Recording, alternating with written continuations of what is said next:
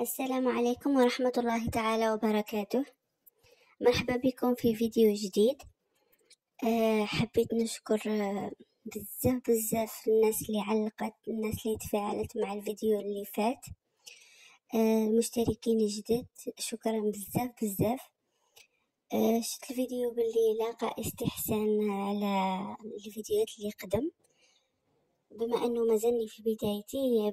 بالنسبة لي هذا انجاز عظيم، فحبيت نشكركم بزاف على دعمكم. نتمنى ايضا انكم تستفادوا معايا، ونتمنى دائما نجيبكم واش تستفادوا واش تحتاجوا. شكرا بزاف. الفيديو اللي قبل هذا هدرت لكم على كيفاه تدخلوا دراهم من الخياطه بلا راس مال وبلا سلعه. اللي مازالوا ما شافوهش يقدروا يشوفوه، راه جوست قبل هذا. شفتها لقى استحسان، فقررت انه نعمل لكم هذا الفيديو على اهم الاخطاء اللي ما لازمش تديرهم الخياطه في بداية مشروعها، سواء كان مشروع صغير أو كبير. قبل ما نطولوا بزاف، الخطأ الأول أنه ما لازمش تحوسي تكوني مثالية. ابداي برك، عندك فكرة منتوج ابداي بالمتاح. ما تقوليش حتى نشري آلة خياطة مليحة، ما تقوليش حتى نشري حداد مليح. ابداي بتاع الدار اللي عندك. ما تقوليش تليفوني مش ايفون، لازم نشري ايفون باش نصور اكسيتيرا، لانه لو عندك باش تشري كل هادو ما تحتاجيش ديري مشروع من الصفر. تاني، ابداي بالموجود اللي عندك، وكي تنجحي فيه راح اكيد تتوسعي وتستثمري العائدة تاعك وتدوري العائدة تاع هذا المشروع باش توسعيه وتوفري اللوازم اللي تساعدك اكثر. ثاني حاجة، ما تشريش الأقمشة الغالية باش تخدمي القطعة الأولى، خاصة إذا كنتي أول مرة تخدمي هذاك الموديل. وما تشريش الأقمشة بكميات كبيرة، يعني بنصف الجملة ولا بالجملة. شري برك قيس القطعة أو قطعتين، هكذا تخدميهم، وكل مرة راكي تكتشفي تفاصيل تاع المنتج، يعني كيفاش يتفصل، كيفاش يتخيط، كيفاش يتفينى، هكذا باش المرة الجاية كي تخدمي تكوني واثقة من روحك وبلي حتخرجيه منتج بيان فيني، جاهز باش يتباع في السوق بكل أريحية. وفي الأول معليش إذا ما كنتيش راضية عليه 100%، لأنه لو فات كو راكي كملتيه راكي تعلمتي بزاف صوالح وتفاصيل، والقطعة القادمة راح تكون أفضل منه بزاف. هذا وش كنت نقصد.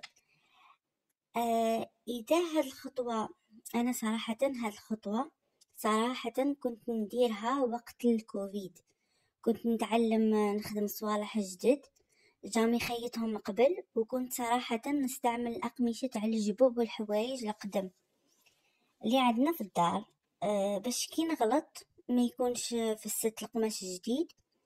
وكما تعرفوا كان التجول والقضيان بالحساب.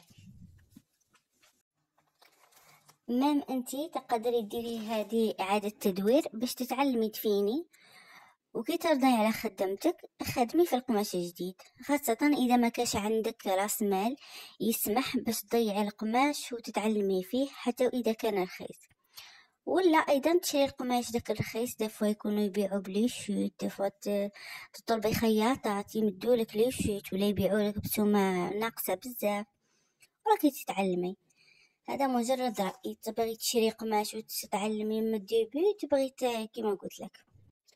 عندنا ثالث حاجة، الأسعار لازم تحديهم بدقة، تحسبي خسارتك، تحسبي تعبك، تحسبي كامل تكاليف، وما تبيعيش أقل من السوق هكذا باش تقولي نجيب زبائن ونبيع أكثر.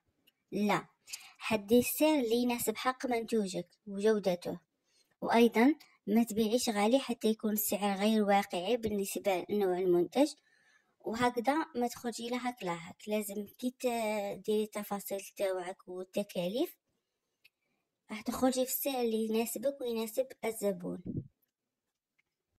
بالنسبة لتحديد السعر بدقة أكثر، تقدري تبحثي فيديوهات، كاين في تيك توك، كاين فيسبوك، كاين في يوتيوب.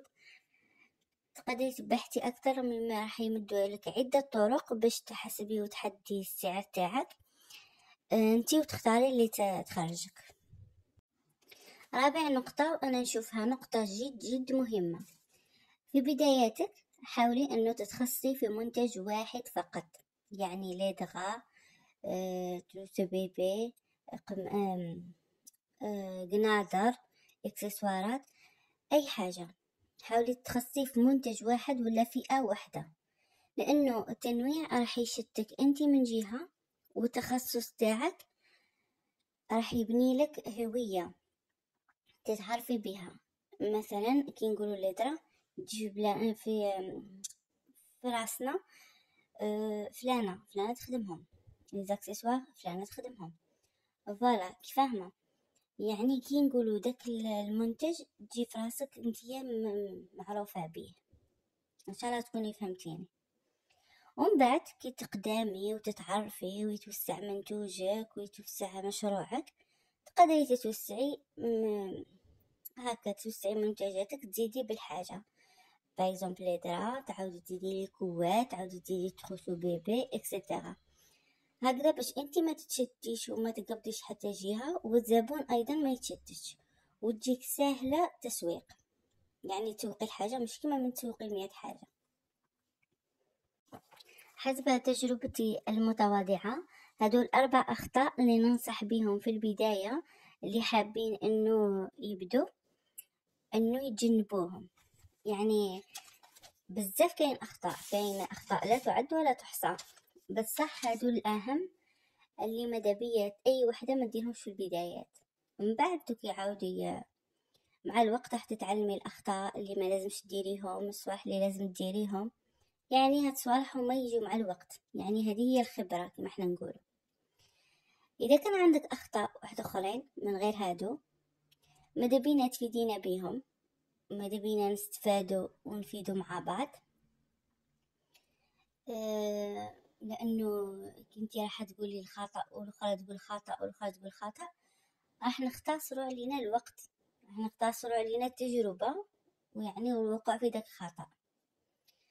اذا حبيتوا نزيد لكم جزء تاني لهذا الفيديو قولوا لي، واذا عجبكم محتوى القناة ككل وراكم تستفادوا ايضا خبروني باش نكمل فيه.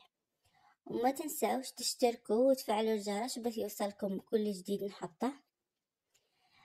وخلوا لي لايك إذا عجبكم الفيديو طبعا. شكرا لوقتكم، شكرا اللي وصلتوا لهنا، ونتلاقى في فيديو آخر إن شاء الله وموضوع آخر، ونتمنى التوفيق لكل واحد يسعى للحلال.